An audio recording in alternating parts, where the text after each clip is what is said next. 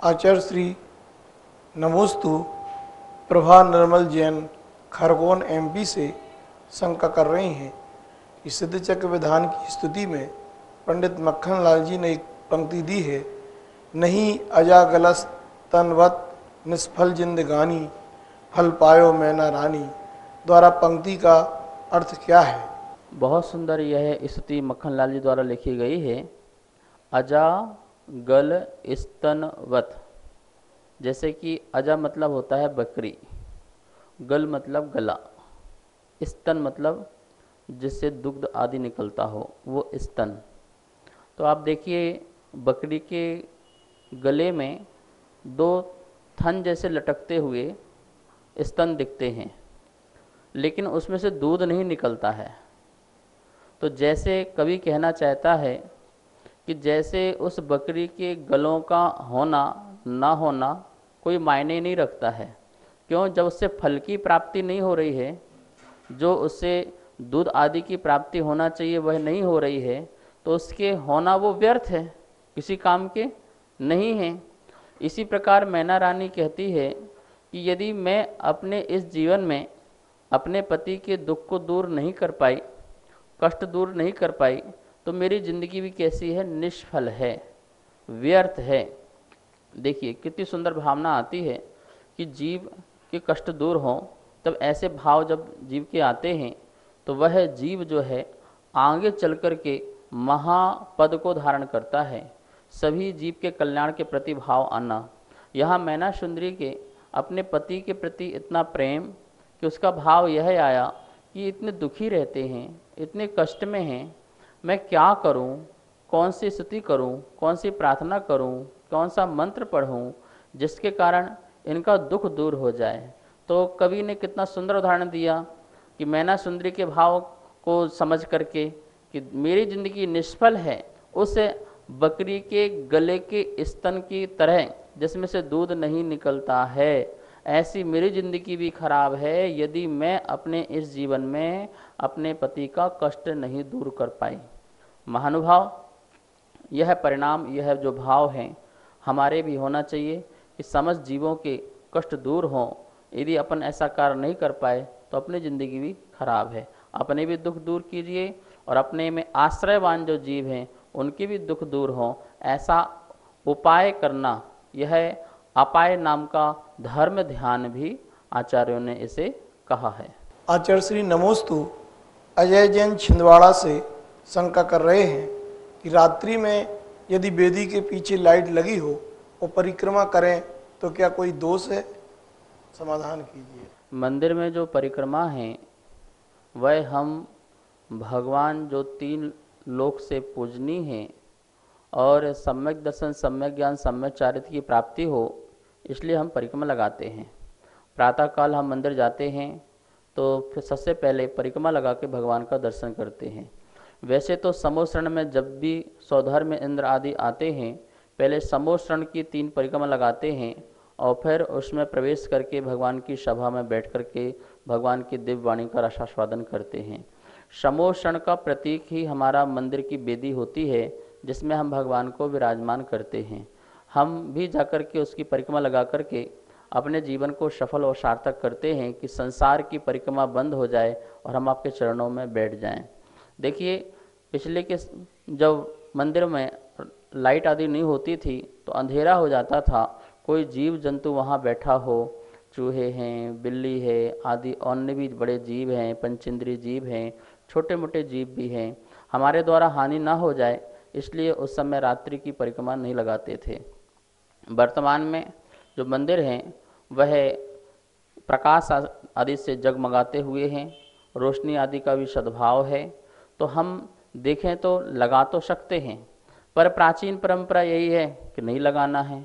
वह एक परंपरा है, वह इसलिए कि हम मंदिर में भी रात्रि में कोई आरम सारम ज़्यादा हमसे ना हो, हमारे चलने फिरने में भी किसी जीव आदि की हिंसा ना हो, इस उद्देश्य से परिक्रमा लगाने आदि को मना किया है। पहले सूर्य का प्रकाश जो है पूर्ण मंदिर में आता था और मंदिर की हर एक वस्तु सूर्य के उदय में दिखाई देती थी। अब तो दिन में भी ऐसे मंदिर बन गए हैं जिसमें सूर्य का प्रकाश भी नहीं आता है, दिन में भी बिना लाइट के किसी प्रकार से मंदिर में आना जाना बहुत मुश्किल होता है। तो हम सब लोग अपनी भावनाओं का ध्यान रखें। हमारी मेन भावना यही थी कि किसी प्रकार के जीव की हमसे हिंसा ना हो। अत्यंत अंधेरा होने के कारण कोई कॉकरोच है या चूहा है या उसके ऊपर पैर ना पड़ जाए, इस उद्देश्य से परिक्रमा के लिए मना किया गया था। यदि साधन सही है और वस्तु स्पष्ट दिखाई दे रही है तो आप भक्ति कर सकते हैं और भक्ति पूर्वक भगवान की परिक्रमा लगा करके आप आराधना भी कर सकते हैं। आचार्य श्री नमोस्तु दीपक कुमार जैन शंका कर रहे हैं कि जैन दर्शन के अनुसार मोक्ष मार्ग क्या है? मोक्ष मार्ग, देखिए तत्वार सूत्र का प्रथम सूत्र ही हमें मोक्ष मार्ग की परिभाषा बताता है। सम्यक दर्शन ज्ञान चारित्राणि मोक्ष मार्गः। सच्ची श्रद्धा, सच्चा ज्ञान और सच्चा चारित्र की एकता रूप जो परिणाम है, क्रिया है, वह मोक्ष मार्ग है। समीचीन तत्वों पर श्रद्धान करना, उनको जानना और जानकर के सौ पर भेद विज्ञान करके अशुभ से हटना, शुभ में लगना और शुद्धोपयोग में मग्न होना, यह सम्यक चारित्र है। इस प्रकार से सम्यक दर्शन, सम्यक ज्ञान, सम्यक चारित्र की एकता रूप ही मोक्ष मार्ग है। अब आप देख सकते हैं कि मोक्ष मार्ग कहाँ से प्रारंभ है। मुनिराज ही इन तीनों की एकता कर पाते हैं। कथनचित कदाचित एक देशव्रती होते हैं जो चारित्र को पालन करते हैं। सचमुच में कर्णन की अपेक्षा देखा जाए तो 5 प्रकार का जो चारित्र होता है वो तो मुनिराज को ही होता है। बाकी जो संयमा संयम, जो संयम है, संयम के भेद जब करते हैं तो उसमें संयमा नाम का संयम होता है, वो देशव्रती को होता है। चारित्र देखा जाए कर्णन की अपेक्षा तो चारित्र तो सिर्फ और सिर्फ है जो है मुनिराज को होता है। लेकिन रत्नकुंड, श्रावकाचार आदि में भी चारित्र के 2 भेद किए हैं, सकलम विकलम चरणम, सकल चारित्र और विकल चारित्र। तो विकल चारित्र में यही लेना है संयमा संयम, एक देश व्रत, उनको भी मोक्ष मार्ग कथनच कह सकते हैं। लेकिन नियम से मोक्ष मार्ग मुनिराज से ही प्रारंभ होता है, जहाँ सम्यक दर्शन, सम्यक ज्ञान, सम्यक चारित्र की एकता होती है और यही मोक्ष मार्ग है। हमें भी इसके लिए पुरुषार्थ करना चाहिए, रत्नत्रय को धारण करना चाहिए। आचार्य श्री नमोस्तु अशोक जैन समधिया कॉलोनी लसगर ग्वालियर से शंका कर रहे हैं कि क्या घर पर द्रव्य पूजा कर सकते हैं? हम भगवान की जो पूजा है कहीं भी कर सकते हैं, मात्र क्षेत्र की शुद्धि होना चाहिए। जैसे मंदिर का जो क्षेत्र है बहुत शुद्ध होता है, ऐसे ही यदि हमारे घर में भी जो स्थान है पूजा का, यदि वो शुद्ध है तो आप वहाँ भी पूजा कर सकते हैं। क्षेत्र शुद्धि होना जरूरी है। द्रव्य की शुद्धि में तो आपका जो वस्त्र है, आपकी जो सामग्री है, उसकी शुद्धि होना जरूरी है। क्षेत्र की शुद्धि में स्थान जहाँ आप पूजा पाठ करना चाहते हैं उसकी शुद्धि होना चाहिए। और भाव शुद्धि, इस प्रकार से यदि आपकी ऐसी शुद्धियाँ हैं तो आप भगवान की पूजा कीजिए। आप जंगल में भी कीजिए, वन में भी कीजिए, पर्वत में भी कीजिए, घर में भी कीजिए, कहीं भी भगवान की पूजा कर सकते हैं। हमें पुण्य का ही बंद होगा।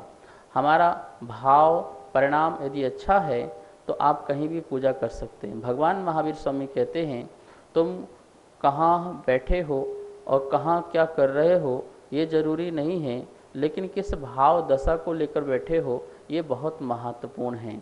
आपके भाव क्या हैं? तो द्रव्य पूजा जो है, साक्षात भगवान देवशास्त्र गुरु हो, ये तो बहुत अच्छी बात है, परम सौभाग्य की बात है। लेकिन देवशास्त्र गुरु नहीं है, मंदिर नहीं है, तो आप घर में भी पूजा पाठ कर सकते हैं, द्रव्य से पूजा पाठ कर सकते हैं, आराधना कर सकते हैं। कहीं कोई दोष की बात नहीं है। पूजा पाठ करना अच्छी बात है और आप करते रहिए। जय जिनेन्द्र। यदि आप सभी की कोई भी जिज्ञासाएं आगम संबंधित हैं, जैन धर्म से संबंधित हैं, तो कृपया नीचे चल रहे नंबर पर आप व्हाट्सएप के माध्यम से हमारे पास भेज सकते हैं, जिसका समाधान आगम के अनुकूल आचार्य श्री के श्रीमुख से किया जाएगा। एवं तत्वार्थ सूत्र की पुस्तक जो आपने देखी है उसमें पुण्यार्जक बनने के लिए या इस कार्यक्रम के पुण्यार्जक बनने के लिए भी नीचे दिए गए नंबर पर आप संपर्क कर सकते हैं। यदि आपको पुस्तक प्राप्त करनी है तो उसके लिए भी आप व्हाट्सएप के माध्यम से हमसे संपर्क करके आप पुस्तक को यहाँ से प्राप्त कर सकते हैं। पुस्तक आपके पास कुरियर के माध्यम से भेज दी जाएगी।